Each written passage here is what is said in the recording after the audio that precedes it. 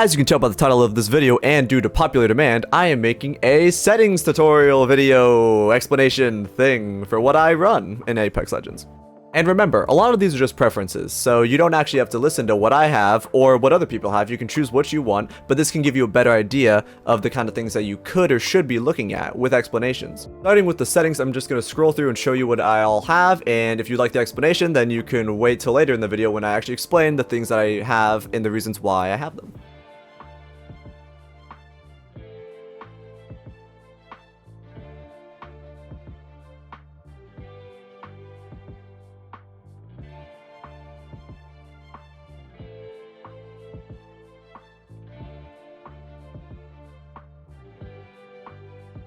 From the setting videos that I've seen other people make, I noticed that they just show all of their settings, but they don't actually go into detail about what's important and what's not and why they have it, because all of it's preference at the end of the day, and it's good to know why they have it in case you might not feel the same. Interact prompt style. That can be either or for anyone. It's just preference at the end of the day. It doesn't change anything. You just have a different view.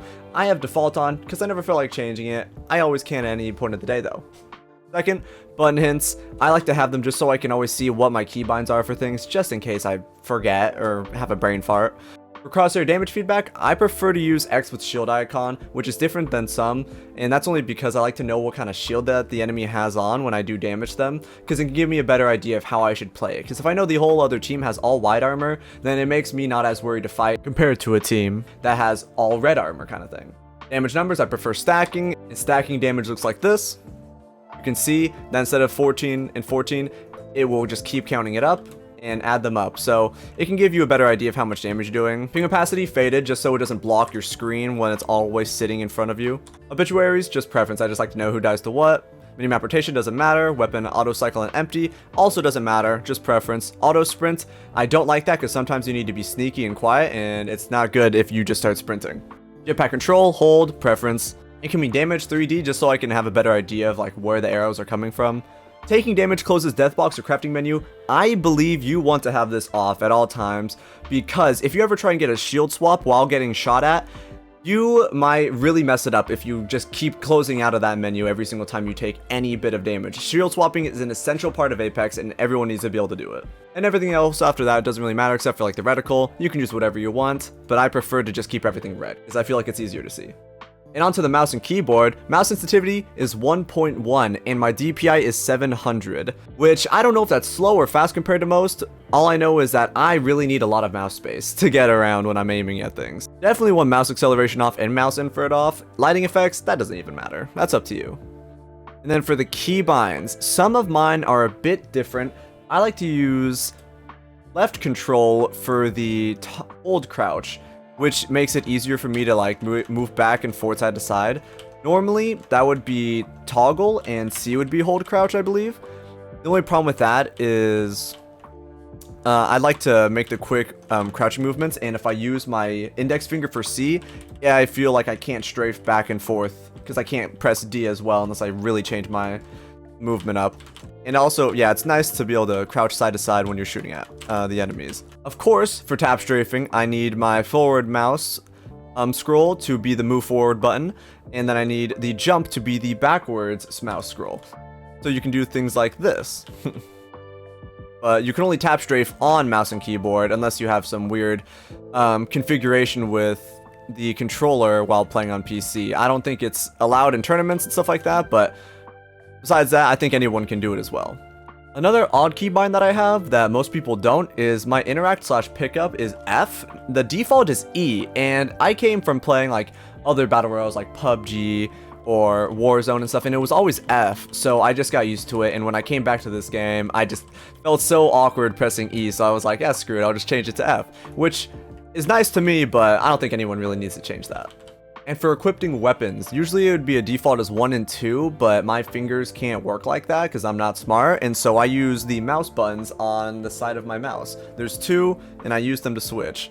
And don't ask me why my inspect weapon is N, that's just such a random one to me as well. I have my thumb placed near M and N on the keyboard, so whenever I want to look at the map, I can just use my thumb. Oh, that doesn't open the map in this. Or I just can inspect my weapon with N, which also makes it really nice when I'm running around with the knife, because I can just keep clicking it.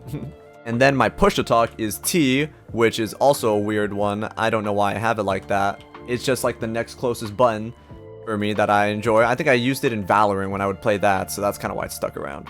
And onto the video settings, we have full screen 16.9, 1920 by 1080, brightness 86%, FOV 102. That's because a lot of the times I would use weapons that felt really awkward when I would use the highest FOV, because like I always thought it was good to have the highest FOV because it was like nice to see everything around you and your peripherals.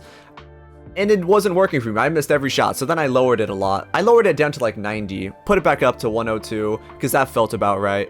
FOV scaling, that's preference. It's like when you use Octane and you stim yourself, or Bloodhound ult, you get your screen pushes back a little. You have a better, or you have a larger FOV. I didn't like that because it also felt like I would just start missing shots because like it felt like my depth perception was just thrown off. So I like to put that on disabled. Sprint view shake, you definitely want that on minimal. A lot of stuff is always happening on your screen, and having clarity is very important with all the VFX in this game. So definitely change that to minimal if you want to be able to see things easy. VSync doesn't matter. That's just your monitor and your game trying to match the frame rate. NVIDIA Reflex is just because I have a RTX 3090 and I put that on enabled. If I put enabled plus boost, it says it increases the responsiveness of your PC.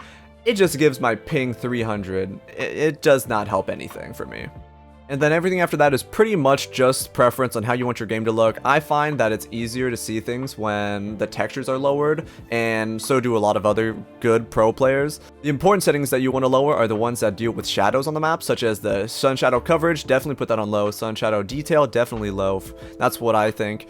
The dynamic spot shadows and the volumetric lighting, disabled, spot shadow detail, disabled. I just don't want any of that stuff because it makes it so much harder to see people when you have all these different shadows everywhere. And then everything else is on low or disabled. And that's basically it for the settings video. So if you have any more questions about anything like my movement or, you know, why I use these keybinds that I couldn't explain well enough, then feel free to ask me in the comment section.